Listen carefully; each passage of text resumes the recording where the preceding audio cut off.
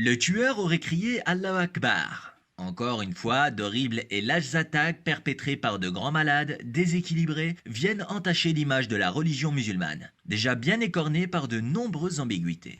Allons tout de suite dans le vif du sujet, sans détour, et parlons de ce sujet qui fait si peur. L'islam est-elle une religion de guerre? Oui ou non? Qu'en est-il du djihad? Et pourquoi des gens tuent au nom de cette religion? Tout d'abord, avant de répondre à ces questions, sachez que nous n'avons rien à cacher. Bien au contraire, nous tenterons d'être les plus transparents et clairs possibles à ce propos. Alors premièrement, qu'est-ce que le djihad? Le terme djihad signifie lutte en arabe. Toute lutte est considérée en islam comme un djihad. Le Coran, dans certains versets, traite de lutte armée, ce qu'on appelle qital.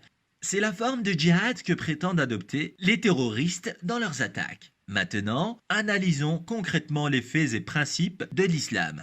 Qu'est-ce que le qital ou djihad armé en islam? Le qital, c'est la guerre. La lutte armée conventionnelle est légiférée. Chaque nation qui compose ce monde dispose dans sa constitution ou dans son code civil de lois officielles régissant les situations de conflit ou de guerre. Le djihad, c'est donc la loi musulmane permettant de se battre pour sa terre, pour ses principes ou pour son idéal. Jusqu'ici, donc rien d'étonnant ou d'ambigu ou d'inacceptable dans le qital armé. Le prophète de l'islam a combattu pour défendre son idéal et ses terres tout comme bien des prophètes bibliques avant lui l'ont fait. Daniel, Salomon et bien d'autres prophètes dans les Anciens et Nouveaux Testaments ont fait la guerre eux aussi. L'islam étant considéré comme la continuité du judaïsme et de la chrétienté, il est tout à fait normal que le prophète de l'islam ait effectué les mêmes actes que ses prédécesseurs. Si le prophète de l'islam a ainsi fait la guerre, il a délimité des règles conventionnelles qui doivent être scrupuleusement respectées par les croyants musulmans. Ainsi, selon la loi musulmane, issue du Coran, le qital ou djihad armé ne peut être effectué par un membre isolé, encore moins par un groupe non reconnu ou une faction rebelle. Il se doit d'être officialisé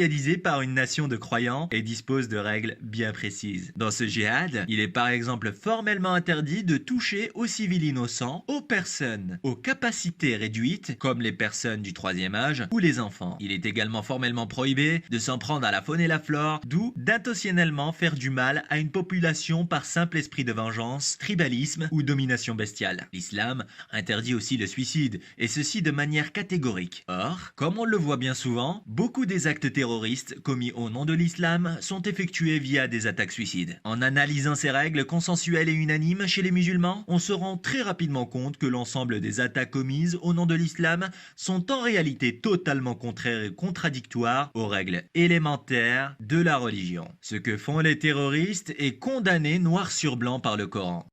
De plus, en analysant les chiffres et en scrutant l'histoire, on se rend souvent bien compte que les populations civiles musulmanes sont les premières victimes de ces attaques lâches et éhontées. En effet, depuis plus de 1000 ans déjà, ces groupes sortis de nulle part et dont la volonté est de semer le chaos et la terreur utilisent la religion pour défendre des intérêts souvent personnels, tout comme la Bible a pu être utilisée pendant longtemps pour justifier l'esclavage ou les croisades par exemple. À titre d'exemple, le terme assassin vient de la secte Assassiyun, qui était l'un des ancêtres idéologiques de Daesh basé en Syrie. Les Assassiyun attaquaient toute personne qui n'avait pas fait allégeance à leurs idéologies. Ainsi, en réalité, ces attaques commises au nom de l'islam sont aux antipodes même de ce que clame cette religion. Le prophète de l'islam, sur lui la paix et les salutations, a même dans une de ses prophéties prévenu de l'apparition de cette secte qu'il a appelée les Khawarij. Dans une de ses paroles, il les a même traités de chiens de l'enfer, dont même s'ils pratiquaient l'islam, effectuaient le ramadan